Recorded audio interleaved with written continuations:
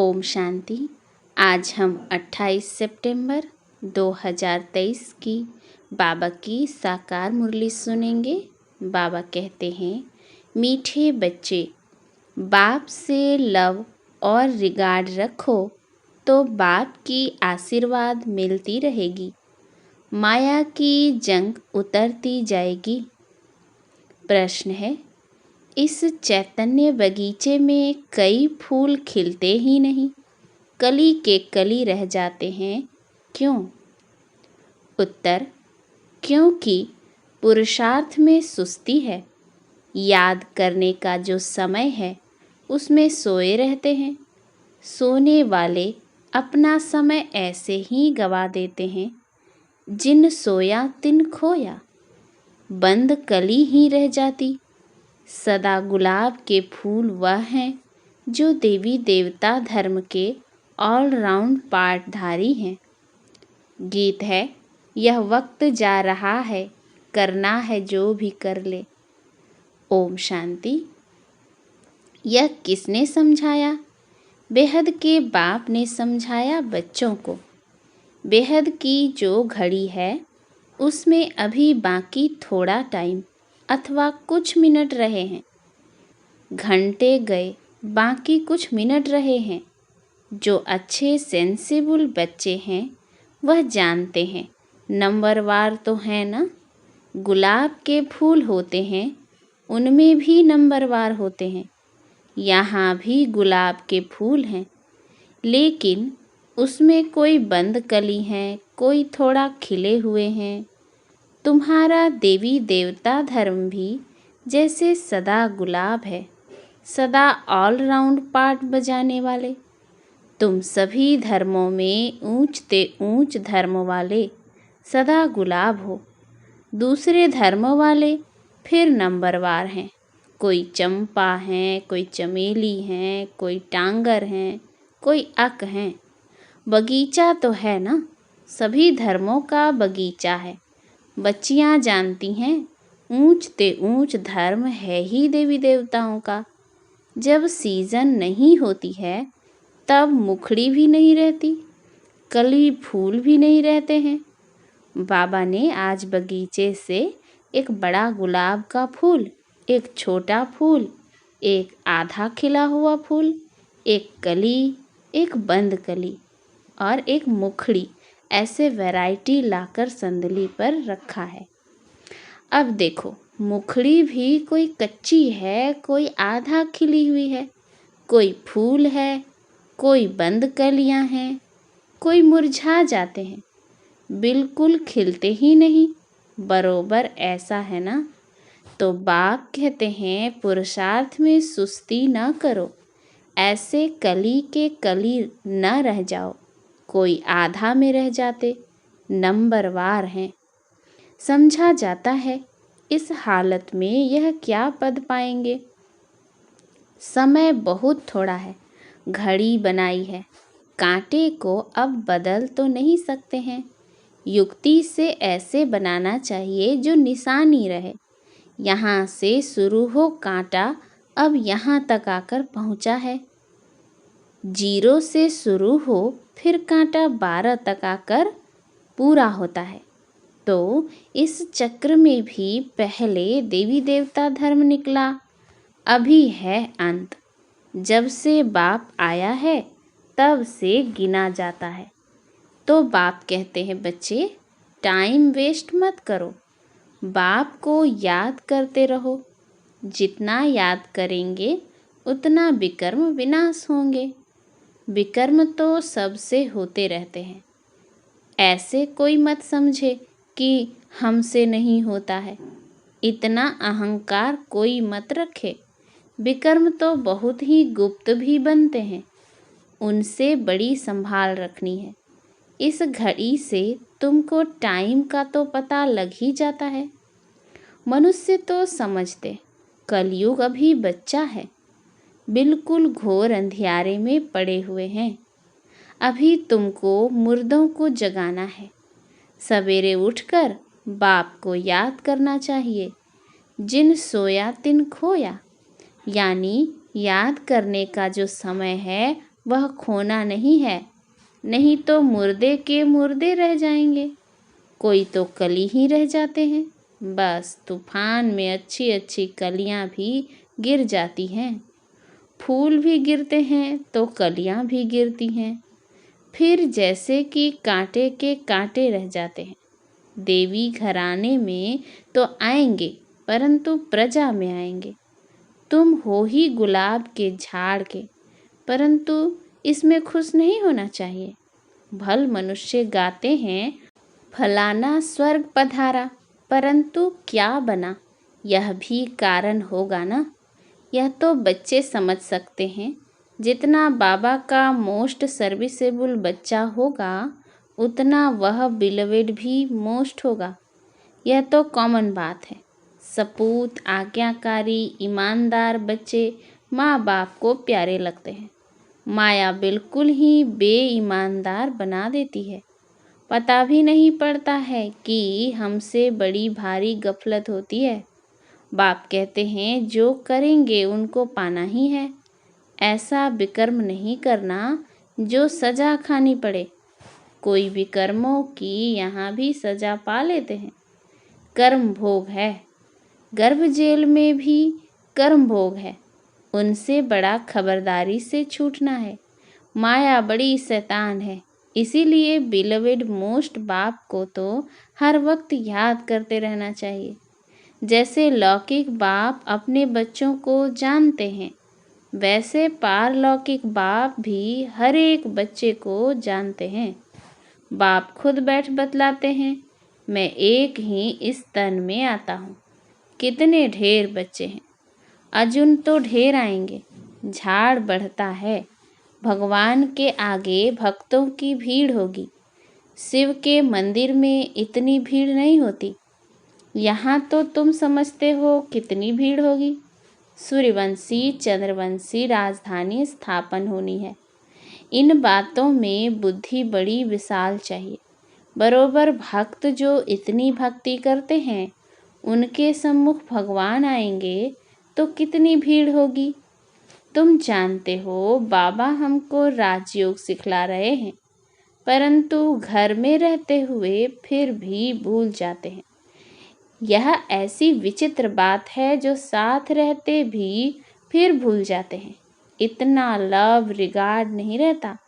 सुई को कट लगी हुई होगी तो वह चुंबक को खींच नहीं सकती। योग और ज्ञान भी हो तब कट निकल सके, और परमात्मा की आशीर्वाद भी चाहिए ना। माया की जंग लगी हुई है। कोई चीज को जंग लगी हुई है तो घासलेट में डालते हैं। तुम्हारी भी योग से जंग निकलती है, आत्मा प्योर हो जाती है। तो बाप समझाते हैं, बच्चे फूल बनकर दिखाओ। वह समय भी जल्दी आएगा जो तुम किसके सामने बैठेंगे और झट उसको साक्षात्कार होने लगेंगे। ब्रह्मा और विष्णु का साक्षात्कार तो बहुतों को होता है। डायरेक्शन देते हैं, जाओ बीके के पास। ब्रह्मा भी बैठे हैं, ब्रह्मा कुमार कुमारियां भी बैठे हैं।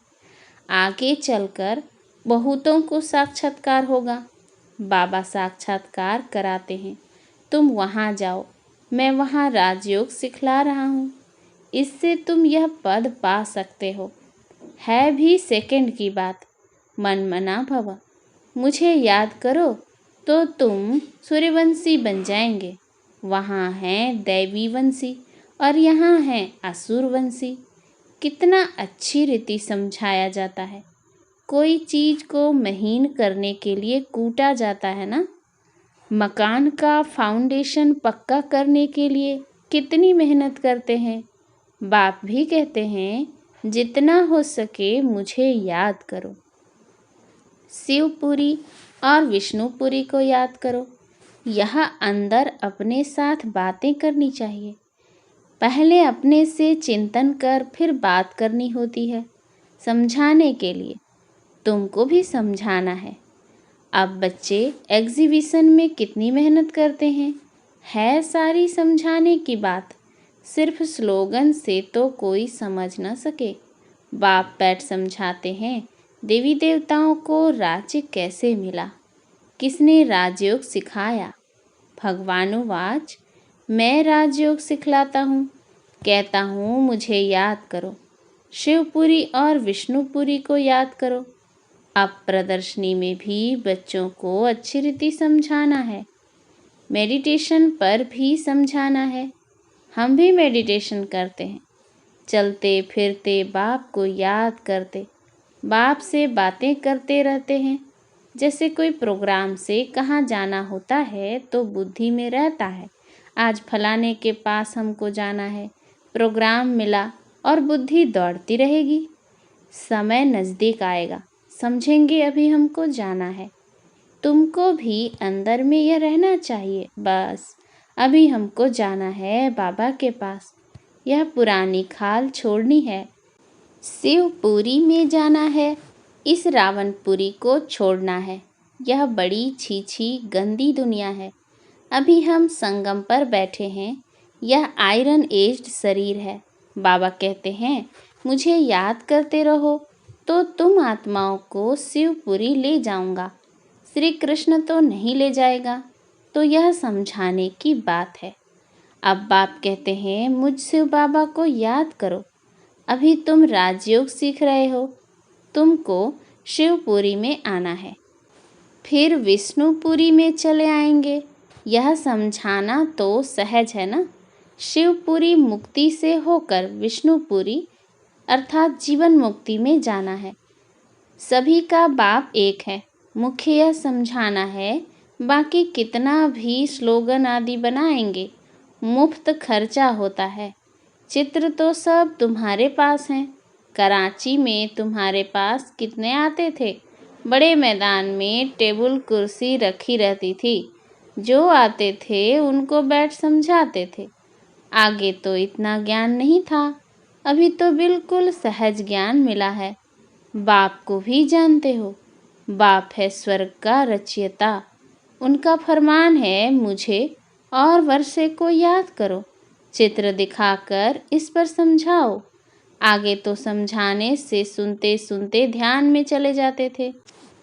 उसी समय तो तुम छोटी छोटी कलियां थी। बाबा का सारा चमत्कार था, रस्सी खींच लेते थे।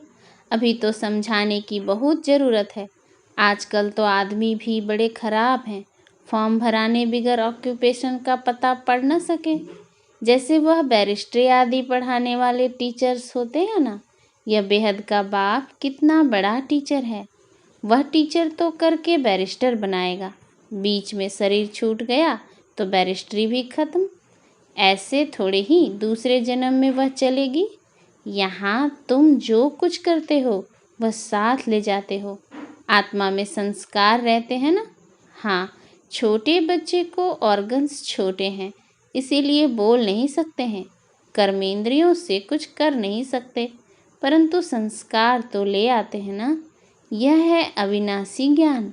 बड़ा होकर फिर आए ज्ञान लेंगे, वह आत्मा फिर से आएगी जरूर, कहाँ न कहाँ किसका कल्याण करेगी, अपने माता पिता को भी इस तरफ खींचेगी। भल छोटा बच्चा होगा तो भी मम्मा बाबा को देखने से ही उनका प्यार कशिश करेगा। ऑर्गन्स छोटे होने कारण बात तो नहीं कर सकेंगे, परंतु लव जाएगा हम जिन्स तरफ। तो यह नॉलेज बड़ी विचित्र, रमणीक और सिंपल है। कोई तो बिल्कुल ही ऐसे हैं जो कांटे का कांटा रह जाते हैं। सतयुग है गुलाब का झाड़, अभी तो कांटे हैं, फिर उनसे कोई मुखड़ियाँ निकल रही हैं। सदा गुलाब तो हैं, फिर उनमें नंबरवार हैं। प्रजा में भी आएंगे ना, कली बन फिर मुरझा कर ख़त्म हो जाएं। यह कोई पढ़ाई थोड़े ही हुई। मुखड़ी बंद की बंद रहेगी तो प्रजा में चले जाएंगे। जो फूल बनते हैं वह राजाई में आएंगे। बाबा बगीचे में जाते हैं तो बच्चों को समझाने के लिए फूल भी ले आते हैं। अगर अभी पुरुषार्थ कर फूल ना बने तो बाद में बहुत पछताना पड़ेगा। एक तो विकर्मों का बोझा सिर पर है ही, फिर और ही सजा खाकर प्रजा में पद पाना वह किस काम का हुआ?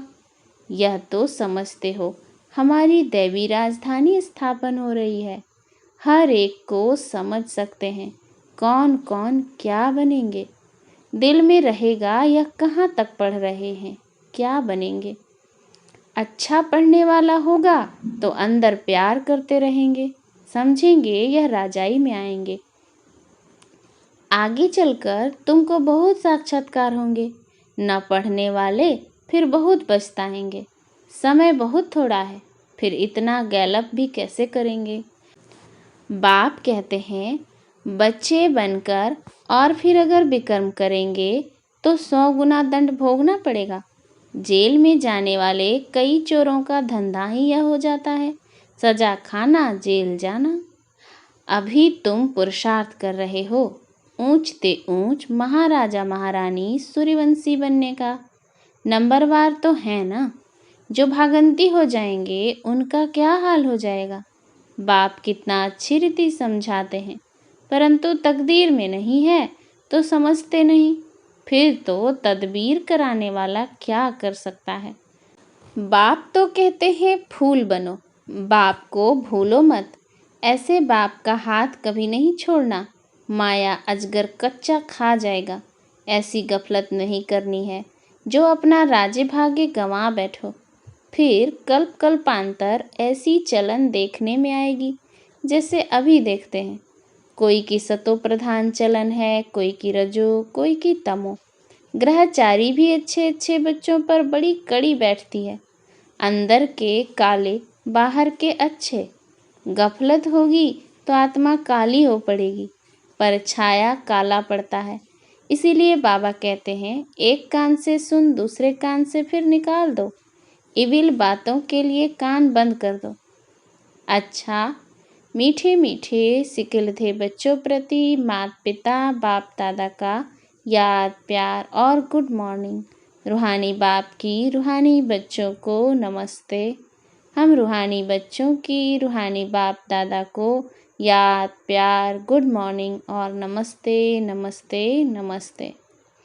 धारणा के लिए मुख्य सार है, पहला, सदा विकर्म विनाश करने की लगन में रहना है। कोई भी विकर्म अभी न हो, इसकी संभाल करनी है। दूसरा, माया की ग्रहचारी से बचने के लिए इविल बातों से कान बंद कर लेने हैं। अपनी चलन सतो प्रधान बनानी है। अंदर बाहर साफ रहना है। वरदान, बैलेंस द्वारा ब्लिसफुल जीवन का साक्षात्कार कराने वाले सर्व की ब्लेसिंग के पात्र भव। बैलेंस सबसे बड़ी कला है। याद और सेवा का बैलेंस हो तो बाप की ब्लेसिंग मिलती रहेगी। हर बात के बैलेंस से सहज ही नंबर 1 बन जाएंगे। बैलेंस ही अनेक आत्माओं के आगे ब्लिसफुल जीवन का साक्षात्कार कराएगा। बैलेंस को सदा स्मृति में रखते हुए सर्व प्राप्तियों का अनुभव करते रहो तो स्वयं भी आगे बढ़ते रहेंगे और अन्य आत्माओं को भी आगे बढ़ाएंगे। स्लोगन, महावीर वह है जो हर मुश्किल को सहज कर पहाड़ को राई व रुई बना दे। अच्छा, ओम शांति।